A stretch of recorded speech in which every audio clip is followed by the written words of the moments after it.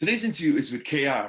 KAYR is a fascinating guy who has a great personality. I really enjoyed today's interview, but he has an amazing story. He grew up in poverty by his own admission and worked his socks off to go to school, get a great job with a hedge fund, and from there started investing in real estate. He started out investing in single family like most people, but then realized the power of multifamily and has now scaled to over 100 units in his portfolio. So he talks about how he's done all that. If you're looking, he's done it pretty recently. He's done it in the last few years. So if this is something you're interested in, you're looking to grow your portfolio on, starting from not a lot, this is a great story and a great interview for you guys to listen to.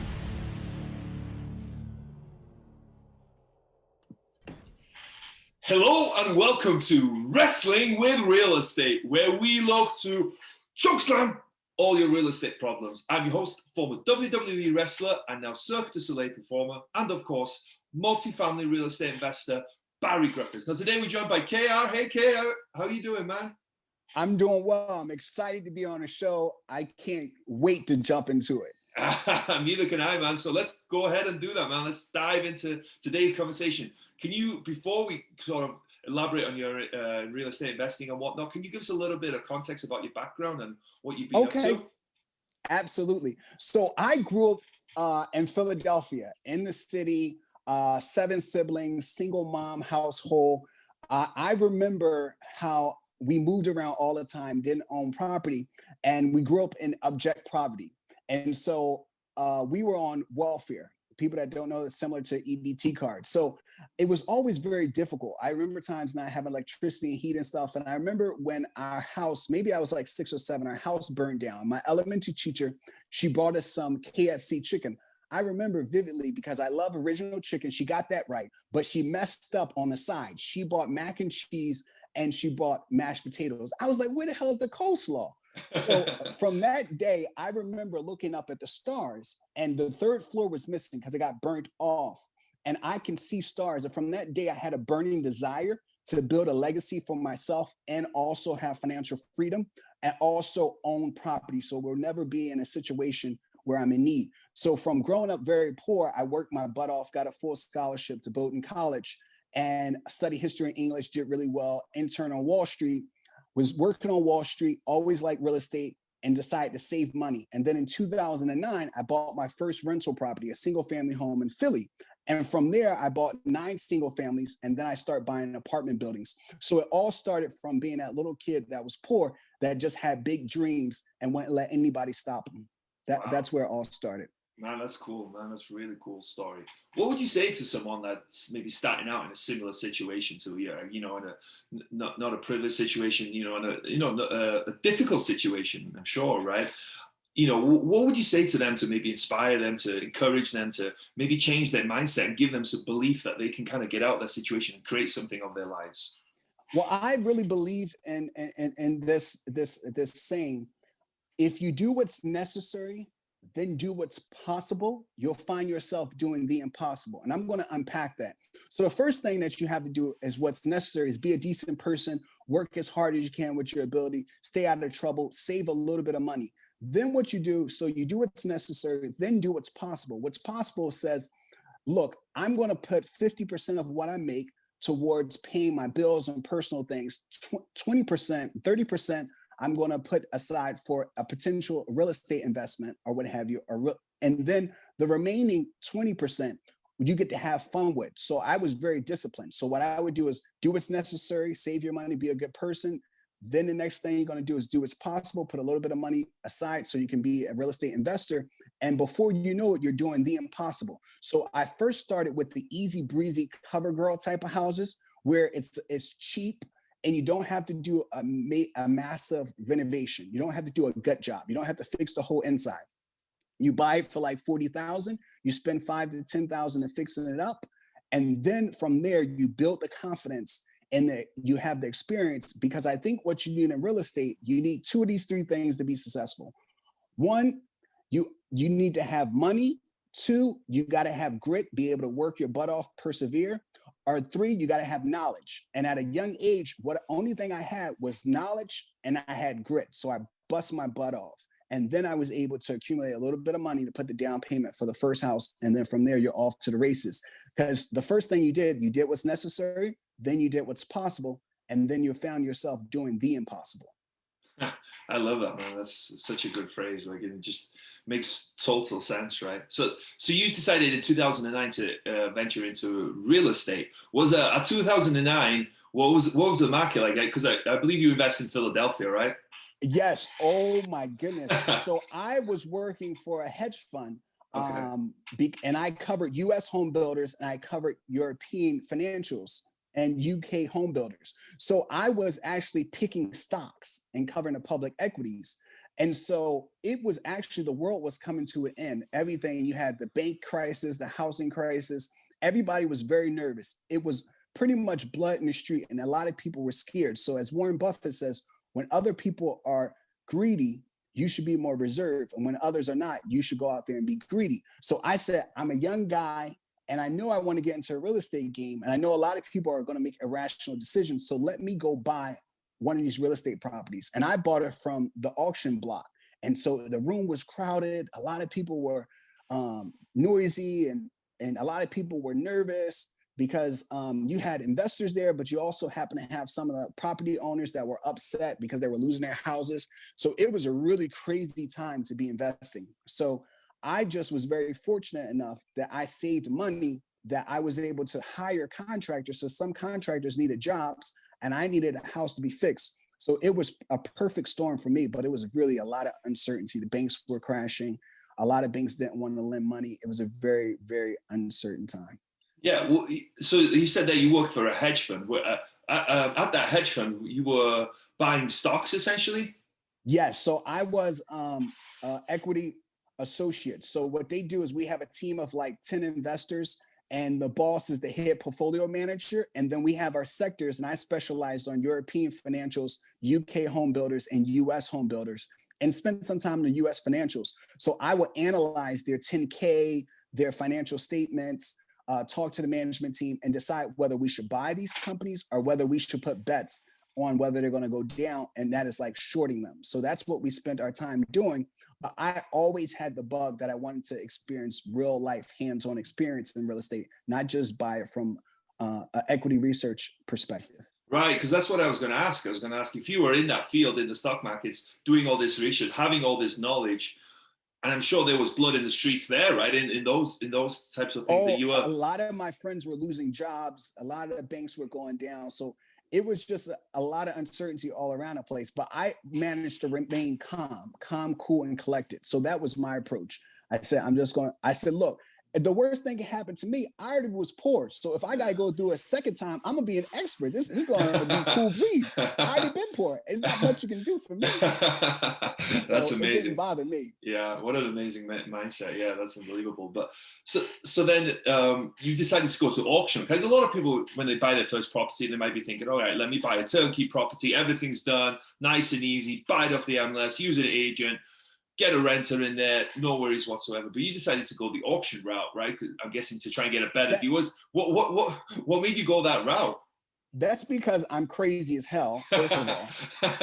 I told my family in Philly, mind you, we didn't own a house. I told my family, I'm about to buy a house off the auction block. I want to buy something that is so crazy and get a great discount. We're in a recession. Why would I buy a regular house? And so my family said, are you aware of the fact that you can't go into this house before you buy it? I said, that's fine. I'll just figure it out when I get in there. And then one of my family members said, oh, that's a nice block. That house is going to be nice. Wait till you get in there, honey child. You ain't got nothing to worry about. I went into that house. It didn't have cabinets, floors, walls. It was a disaster. I wanted to cry, but I always tell people, plan for the worst and hope for the best. And so I already planned that what I may come in contact with would be terrible, but we fixed it up within 30 days and we ran it out. But I decided to go to foreclosure route because typically you'll get a higher discount, primarily because it's a distressed situation. And you also will get a discount because you can't see inside of the property before you buy it. So that was part of the driver for reason why I decided to go that route. What was the auction experience for you first time around? You said something there. There's noises. Oh, Was that your first time ever going to an auction as well? That you ended up buying? That was my first. Yep, that was my first time going to an auction. It had to be at least 300, 400 people in there yelling.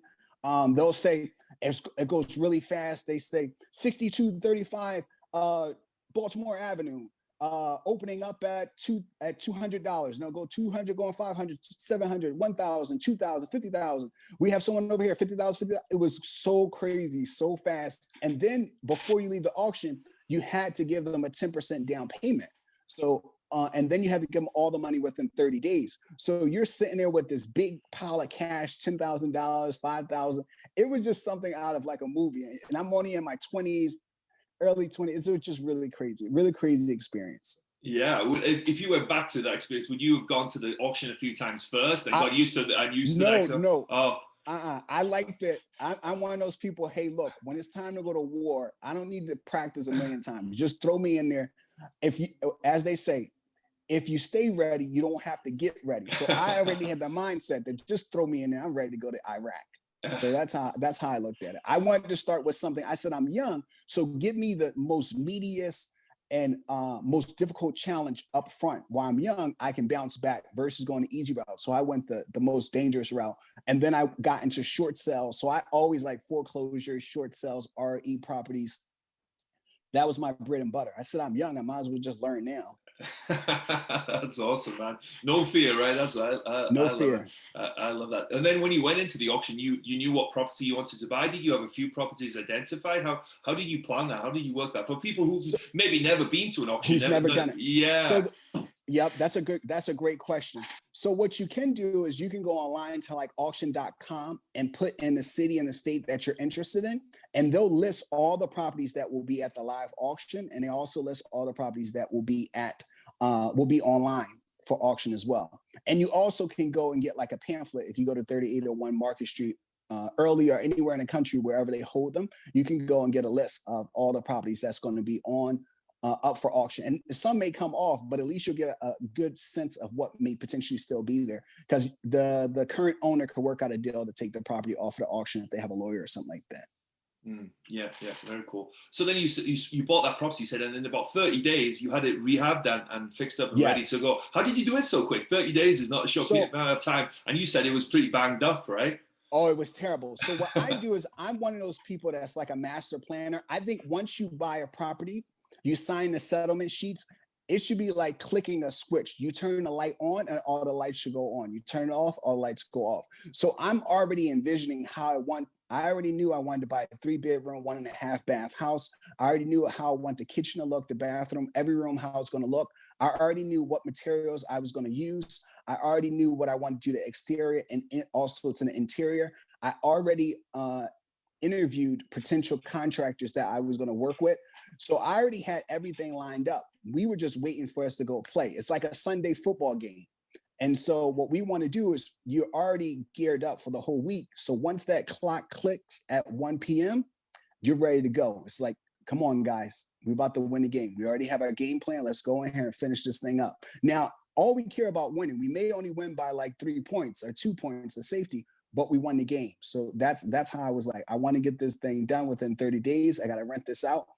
I want to like move on to the next project. So that was my mindset. Did you have any construction background? Do you have any experience with anything like this before? No, how did you know what to put in the kitchen? How did you know what to do on the outside? How did you know how to organize it?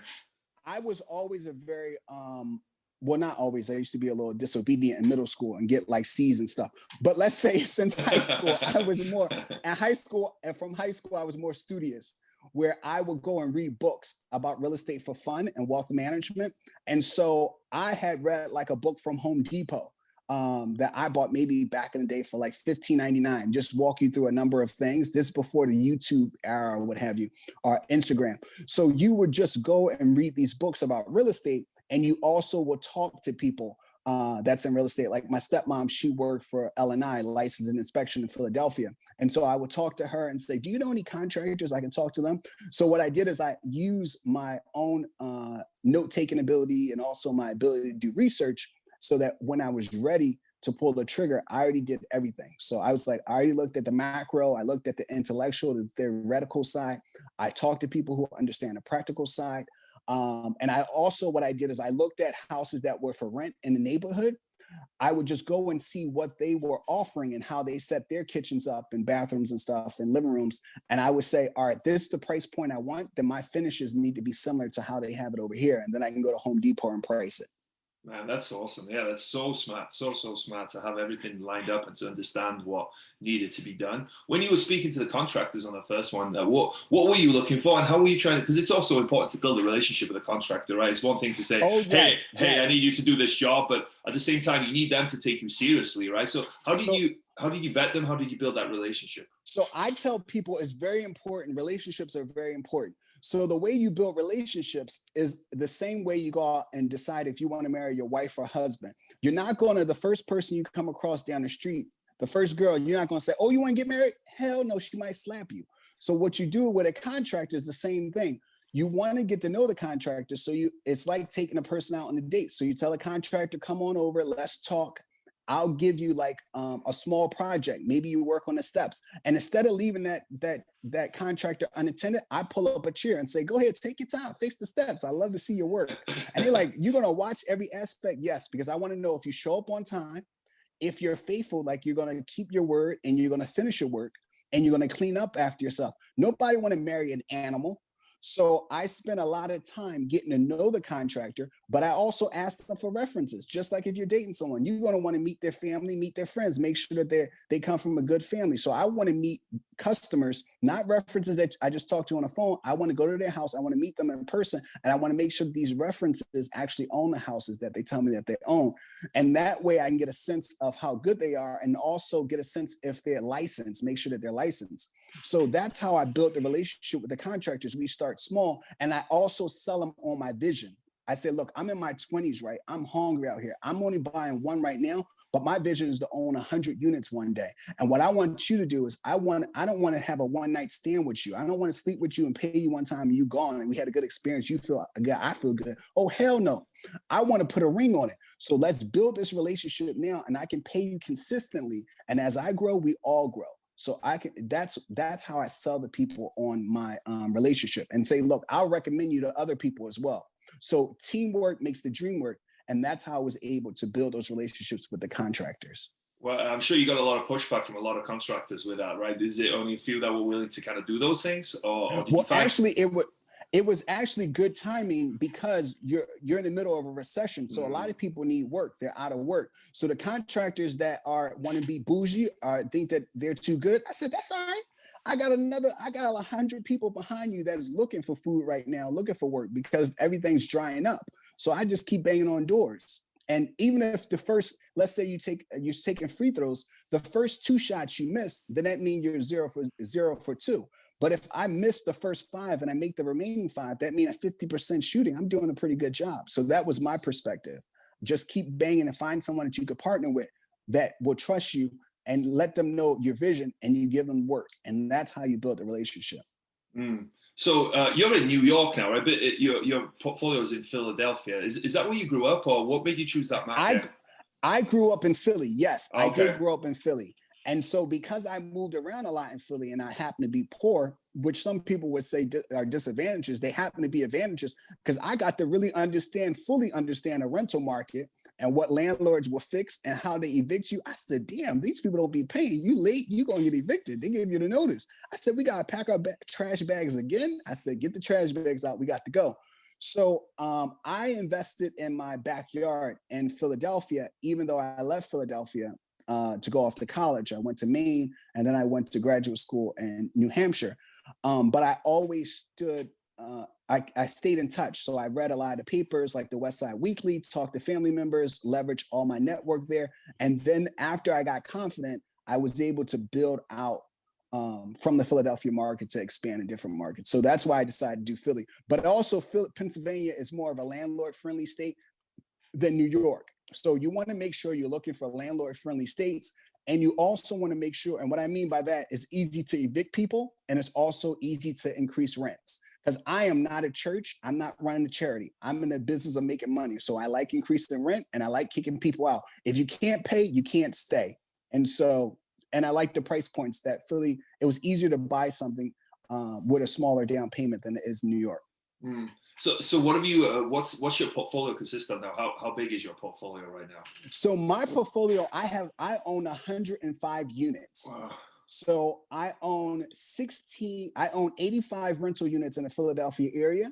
And out of that 85, 8 are single family homes. Everything else is apartment buildings. My biggest apartment building is a 24 unit in the Philadelphia area. In the Harrisburg area, I own 20 units. I own 6 single families and I own a 14 unit apartment building. And so it's well over $1 million in annual rent. And also, I self-manage. I have my own property management business where we manage everything in the Philadelphia area.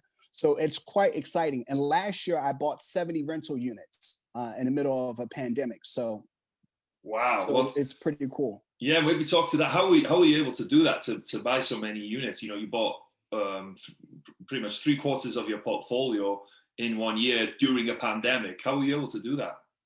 So when I was in a pandemic the first time, well, not a pandemic, a recession in 2009, and I was just like a poor kid, I said, if there ever another recession like this, I'm gonna become rich. I said, I don't care if I got to use everybody's money, if I got to bang on the door of hell and say, the devil, give me a couple dollars, then go up to heaven and say, God, give me a couple dollars and buy real estate. So I bought one property in 2009. I said, it's 2021. I'm going to quit my job and I'm going to buy as much real estate as possible.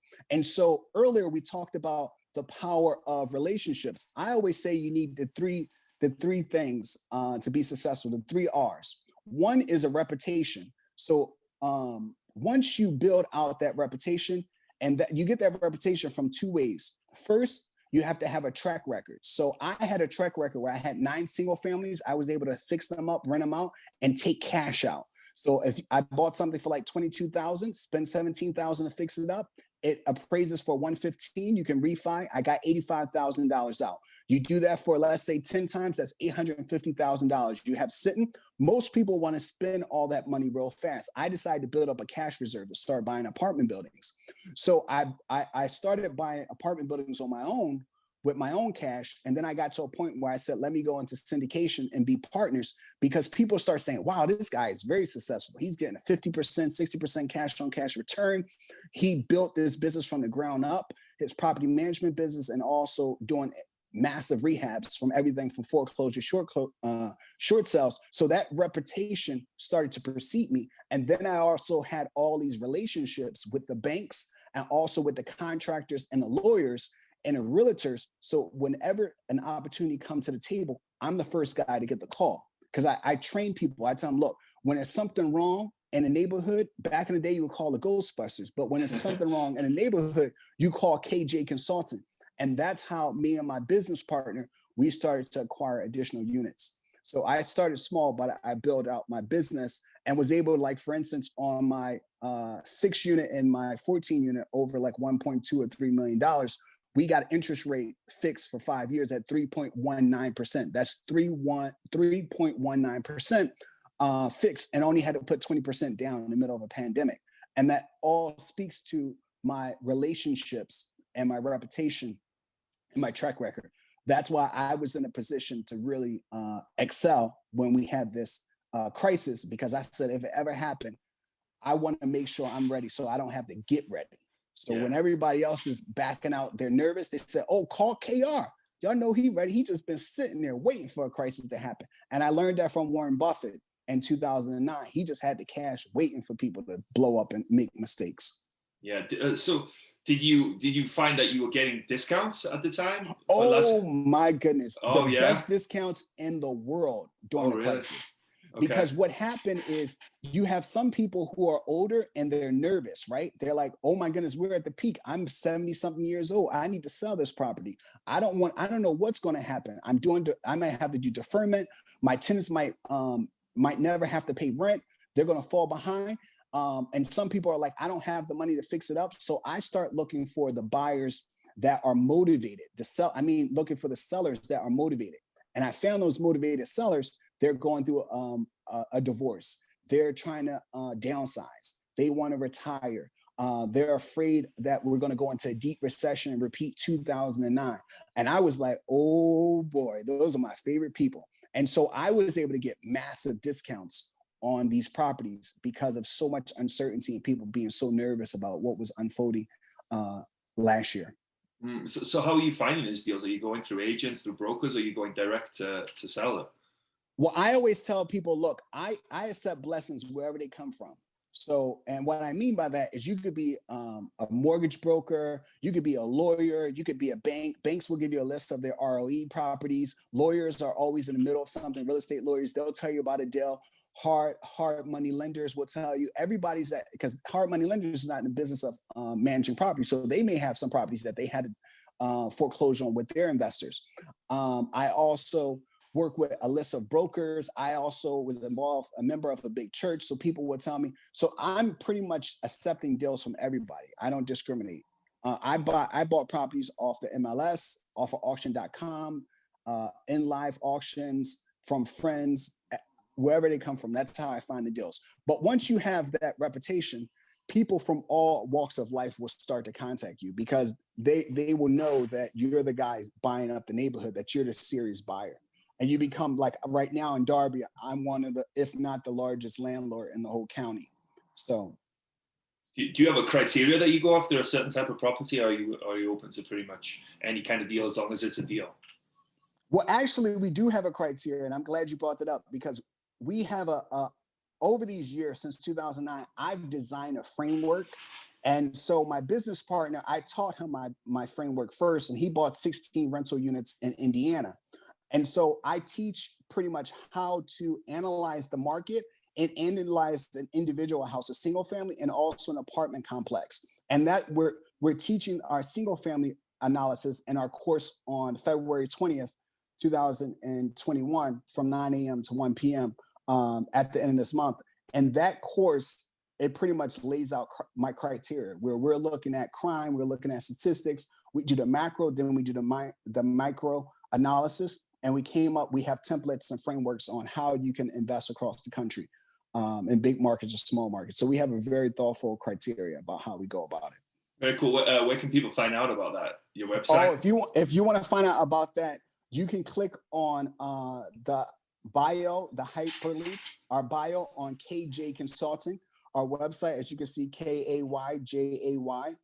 And that's our IG page. And right in the bio section, you can click on our course. And that course, we're giving you all our frameworks, the best practices, and it's not going to be a one-night stand. So you take the course for 4 hours, we give you our Excel sheets and stuff like that, and we do a check-in with you once a month for the next 12 months to make sure you do what the hell we taught you, because you're not going to embarrass me. So that's our approach. Awesome. Well, what's next for you, man? Obviously, you've scaled a lot in the last year, right? Like you were doing great as it was, but 70 properties in the last year. What's your plans from here on? So what a lot of people don't realize is that what people mess up, especially like when you go to war and you win a war, you don't think about what's necessary to rebuild that country. So it's just like when you acquire companies, some people want to be acquisitive, but they forget the integration.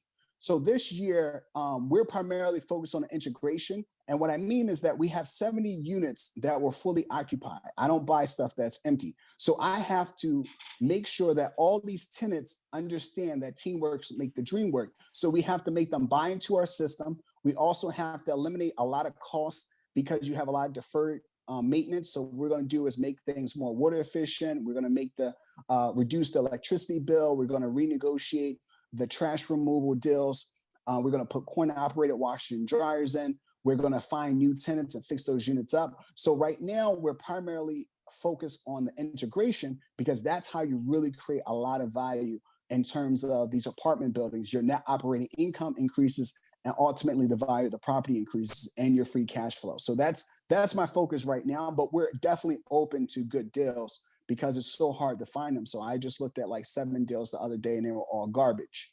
So we're open to buying.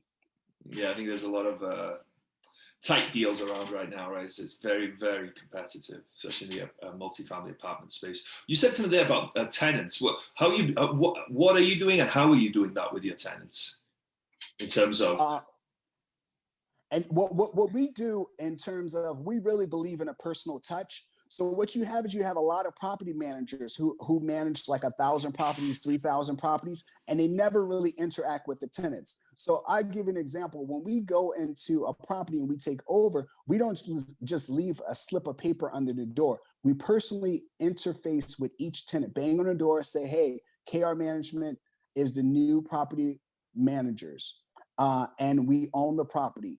So what's going to happen is, we're going to tell them, these are the things. Look, we no longer accept cash. Some properties accept cash. We no longer let you just leave an envelope downstairs in the door. Hell no, you're going to get robbed.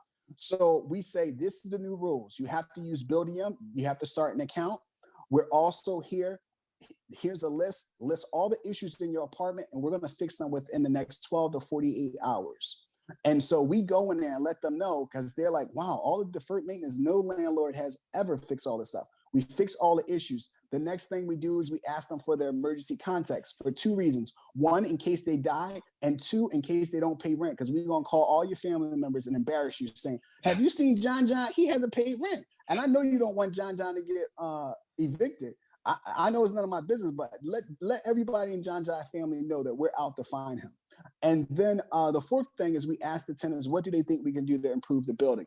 And so by being really personal with the tenants and letting them know there's a new sheriff in town, we're able to get them into our system. And then when we have new tenants move in, we give them a one sheet on best practices on what they should do to take care of the new renovated apartment, on how to mop floors and dishes and maintain a countertop and stuff like that. So we're really big on systems and processes. When I was younger, I act like I'm a senior citizen. When I was younger, I used to run through the real estate streets. You'll see me at Home Depot talking to all the contractors.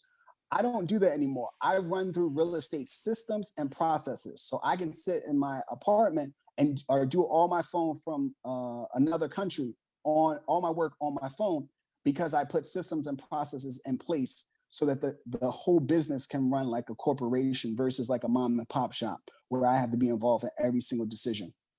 Yeah, very cool, man. Very cool, man. You got an awesome story, and you got awesome personality, and you know you're destined for success. So you're already there, I guess. Oh, but I can tell from your person, you're very thorough, you're very driven, you're very motivated, you understand how to run a business. There's no doubt about that. So it's very cool. Thanks for sharing all that. But as this show is called Wrestling with Real Estate, I like to incorporate some wrestling-related real estate questions. So the first one is, what would your wrestling name be? I think my wrestling name would be Psycho. Like if you think about the movie American Psycho, because I'm like so intense, but then if I was in the ring, I'd just go crazy on somebody. They'd be like, what the hell? That's not Kung Fu. That's not even a gun. This guy's a fool. So I would do whatever it takes to win. So I would go by Psycho. Awesome. Every wrestler has a special move. What is your special move in real estate? I think my special move will be, I think I have the ability to rehab any type of property that's really in distress. So I would say like, it would be like I would spin you around and throw you out the ring. That would be my special move, because I'm used to taking something that's really ugly, messed up, and making it beautiful in a very fast time. So that probably that'll be known for. What's been the biggest body slam you've taken in your real estate? The biggest body slam would be, so when I bought these 70 units, I'm inheriting tenants that I didn't get to pick. So with my single families, I got to pick all these tenants or what have you, and then start buying apartment buildings. And it was one tenant, oh my goodness, that was absolutely crazy, because we have the property management business in the Philadelphia area. This tenant, when I bought it, was already $5,000 behind in rent. But I thought maybe new management, they'll be more civilized. The tenant don't want to pick up your calls. The tenant want to change the locks. The tenant want to come up with COVID-19 excuses. You got to go to court multiple times. I said, what the hell? We eventually got the tenant out. But woo, it gave my team a run for their money. Yeah, the wrong tenant can really give you a lot of headache if you don't do it right. Yeah, and even Oh, if you do it, it could be so costly too. They just can be a disaster. and frustrating, right? You have your hands tied to some extent. There's not much you can do sometimes. Yeah, unfortunately. So, was there a moment you were standing on the top rope, getting ready to jump, but you were too scared? What was it, and how did you overcome it? I think when I first started, I always knew that I wanted to buy apartment buildings eventually. But when I got to the fourth single family that I bought, I was like, oh, maybe I'm ready. I bought four single families and I start feeling myself saying, yeah, I saved some money. And then I got really close and I thought about it. I said, don't you dare. You know damn well you need some more money and some more experience. 4 little years is not going to be enough experience for what you're trying to do to really make the leap. And so I waited until I got to 9 units and then I said, game on. So in 2018, I owned 35 rental units. And then now I have 105. I mean, 2019, it was 35. So it went from, in 2018, I went from 9. Then in 2019, 35 rental units. In 2020, I went to 105 rental units. So I knew I was ready then. Yeah, congratulations, man. That's quite Thank you. Quite the jump, right? Quite the jump, quite the scaling. That's awesome. Well, man, you got such an awesome story, such an awesome energy, and tons of great information and tips and tricks and ideas, man. I love everything that you talked about, man. It's been a really fun conversation, and I'm sure a lot of people out there are listening and are thinking, if I was to help KAYR in any way, if anyone could help you in any way, how could they do that? How could they do something for you if they wanted to do that? Well, I think that what we're trying to do is create a movement. We're trying to change the real estate game. So the number one thing people can do is go to KJ Consultant, our website. You can also follow us on IG, first of all. So it's KAYJAYCONSULTING, and get a part of it. We're going to be dropping gems. We're going to teach you about fitness, real estate, investing from single family to scaling up, terms. We're hitting you like every Tuesday. We do a call where we're just one question. This week was, how do you invest in real estate during a recession at 12 p.m. Fridays, we do financial literacy. Monday, we do Monday motivations. And we also Tuesday, tip of the week, Wednesday, workout tip. So we're trying to really change the game. The best way you can help us is tell people, check us out at KJ Consultant on IG. And we don't want to sell our course. We want to let you know that we are the best. So if you decide that you want to play with the best and learn from the best, then you probably want to thank us later for signing up for our course, which is going to be on February 20th, 9 a.m. to 1 p.m. Eastern Standard Time. And we're going to give you our best practices, school you on the game. Perfect. Well, I'll put all those links in the show notes and the description so people can find everything there and kind of reach out to you like that. Man, thank you so much for taking the time today, man. Have an awesome rest of your day out there in New York, bro. No, thank you. It was a pleasure. I love wrestling. I used to love The Undertaker and Hulk Hogan. So this was amazing, a dream come true. So thank you so much. Have a great time. Thank you, bro. Thank you. Bye.